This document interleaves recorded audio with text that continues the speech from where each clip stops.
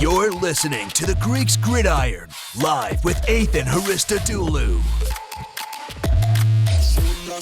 Welcome back, everyone, to the Greeks Gridiron. I am Athan Hristodulu. It's February 25th, 2022, and today I am bringing you the 8th and final divisional power rankings of the series we've been running now for the last couple of weeks, capping things off with the AFC West division, a fairly competitive division, probably one of the top three, I'd say, most competitive of this past season, and has been for the last couple of years per se. So, as always, make sure you hit that like button, hit that sub button, and let's get right into things. So, as we always do, from 4th to 1st, I'll go through each and every single team, kind of explain why I feel they are where they are. And as always, this is not just as cookie cutter as, oh, well, this team had this record and this team had this record. No, this is me kind of like grading them as to where I feel they are heading into the offseason, and also kind of discussing things that they're going to have to look at, cap situations and whatnot. So starting with number 4 of the AFC West, and I would love for them to be higher than this. I will say this before I announce who it is, because this is a team that has so much potential to be better, but they need to upgrade one key position before they reach the level of that I think that they're capable of, is the Denver Broncos at 7-10. I have them sitting at the bottom of the division, and I want to have them sitting somewhere around like number 2, if I'm being completely honest with you. They need a quarterback, and they need a quarterback last season. They have a championship caliber defense. They did this past season. They did the season before. Even when they got rid of Von Miller, they continued to play at a fairly high level, and quite honestly, they get another good pass rusher in this year's draft or in free agency if someone's available. Pair him up with Bradley Chubb, who hopefully does not get hurt this next season and can go back to playing at the level we know he's capable of. You find a quarterback, whether it's Aaron Rodgers, Deshaun Watson if his legal issues get sorted out. Maybe they snag him Russell Wilson from Seattle somehow, or whoever else may potentially be available. Maybe the Vikings are willing to shop Kirk Cousins. I don't know. There's a lot of potential for quarterback movement, and there's also a lot of potential that no quarterbacks move this offseason. But if the Denver Broncos can figure out a way to finagle a QB onto their roster that's better than the situation that they've been dealing with the last few years, this is a team that I think can really hang with the best of the AFC West. Again, I want them to be higher than this. They have a ton of cap space going into this offseason, $38 million to play around with. They don't really have a ton of free agents to work with. You have Kyle Fuller, Bryce Callahan at the cornerback spot, which, whether they decide to bring just one of those two guys back, we'll see what they end up doing there. Melvin Gordon's up for grabs. Kareem Jackson and Bobby Massey are two free agents as well, but those are only those are the really only big free agents that were massive contributors for them. So, if they're able to bring back the majority of those guys, they still have somewhere around, like 15 mil or so to play with based off of how much those guys will all probably go for. This is a team that can contend, but they need to find a quarterback. They need to find a quarterback, and they need to get a new pass rusher to pair up against with Bradley Chubb. And then I think this team's ready to go. They have skill talent, pretty good offensive line. If they add to that during the offseason as well, it's only going to make it a better group. I really like the Broncos. They need to find a quarterback, though. Coming in at the number 3 spot, even though they made the playoffs, I have the Raiders at 10-7. I am very curious as to how this whole Josh McDaniels era is going to work out in Las Vegas, and I'm quite honestly not too sure about it. Having watched how he fared in Denver a handful of years back, about like 10 years ago or so. It's been a long time since he was a head coach of the Broncos. It's crazy. I feel old now saying that out loud because it doesn't feel that long ago. But seeing how that first stint panned out, and also just, I don't know. I don't want to attribute Brady to his success. I feel like their successes go hand in hand together, but he's going to need some really stellar play from Derek Carr, in my opinion, for this to go really well. On top of that, I'm also very shocked that Las Vegas didn't ultimately go with Rich Bisaccia as their head coach going forward, rather, not new head coach, but just continued to keep him around going forward. The players loved him despite all odds and all the drama that this team dealt with through the entire season. from the firing of Gruden to losing 2 players the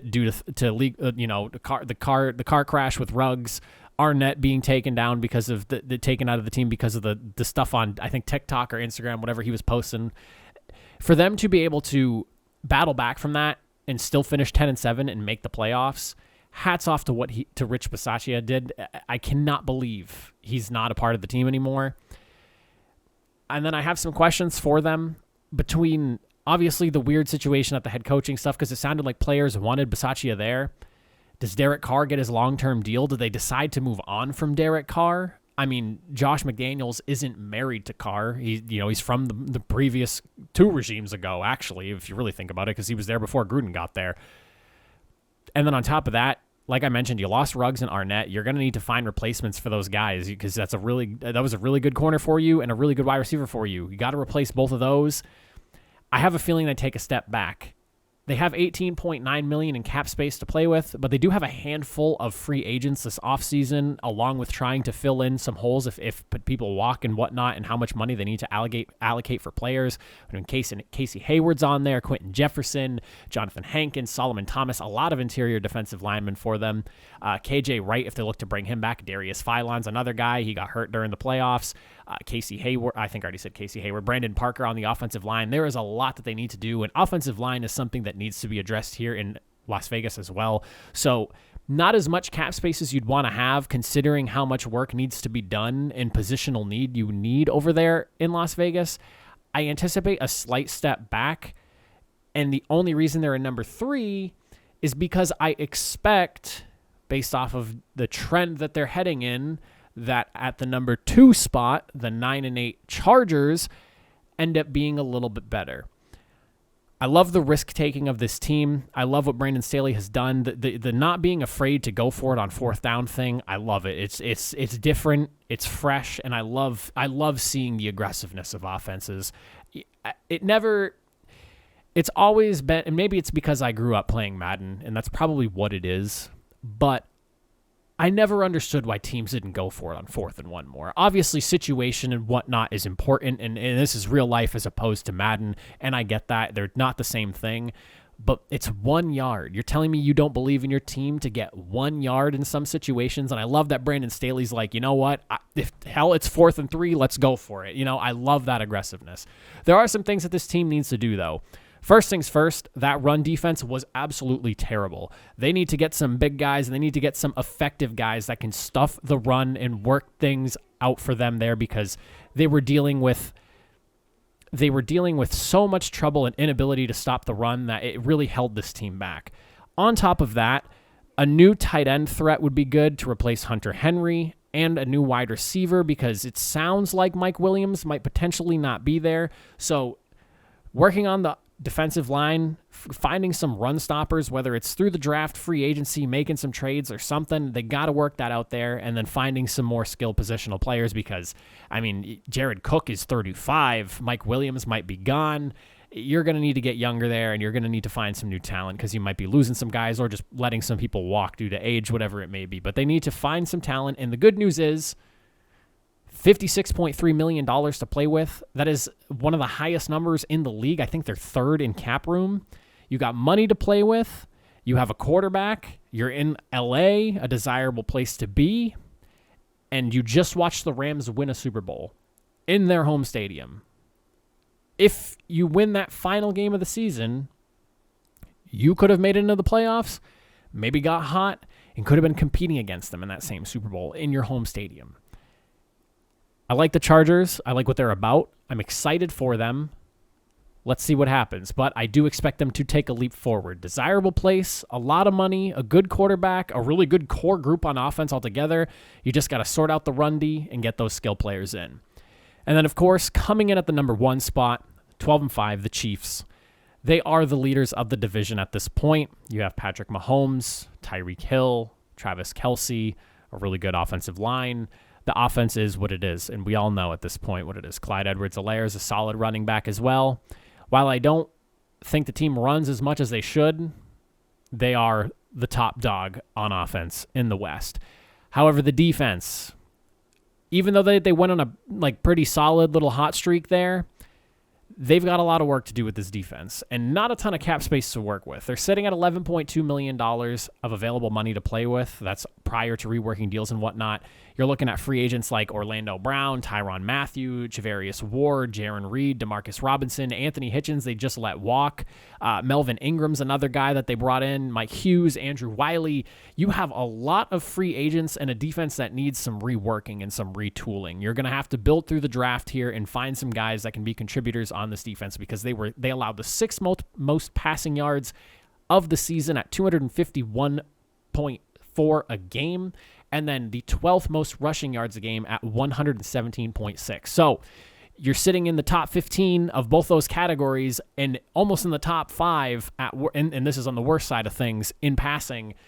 Things need to be worked out here. The secondary needs to be redone, in my opinion. While I love Tyrann Mathieu there, potential that maybe he needs to just be moved on from, because I don't know if affording him is going to really help this secondary out. His leadership is amazing and he's a fantastic player, but I think in terms of money, if they can't really open things up, bringing him back, and I feel like he's going to command a significant dollar amount. Not sure if that's going to work out really well for them.